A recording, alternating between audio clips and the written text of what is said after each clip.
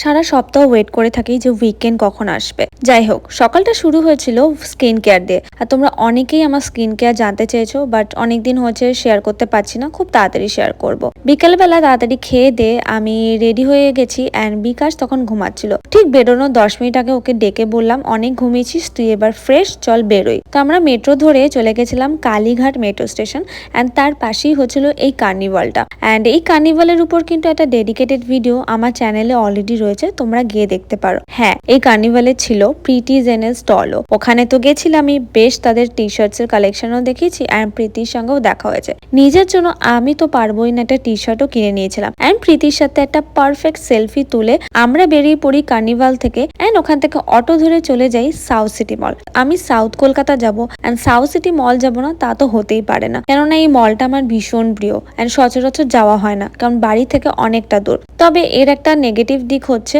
যদি না ফুড কোর্টে যাই, ওখানে কোথাও বসে আড্ডা দেওয়ার ব্যবস্থা নেই। এটা একটা নেগেটিভ দিক বলে মনে হয়। তবে এখানে প্রচুর সুন্দর সুন্দর হাই এন্ড ব্র্যান্ডের বা ইন্টারন্যাশনাল ব্র্যান্ডের শোরুম রয়েছে। অন্যান্য শোরুমে যাই কি না যাই, জারা কিন্তু যাব। তো সেদিনও গেছিলাম। সেদিনের কিন্তু জারার কালেকশনস এর উপর একটা ভিডিও আমার পেজে অলরেডি শেয়ার করেছি, তোমরা চাইলে দেখতে পারো। লিংক কমেন্ট করলে সেদিনের যে কালেকশনস ছিল সেগুলো তোমরা তোমাদের ডিএমএ পেয়ে যাবে। যাই হোক, ঘুরে আমরা বেরিয়ে পড়েছি অ্যান্ড এত সুন্দর করে ড্রেস আপ করেছি, তার একটা শর্টস নেব না তা তো হতেই পারে না।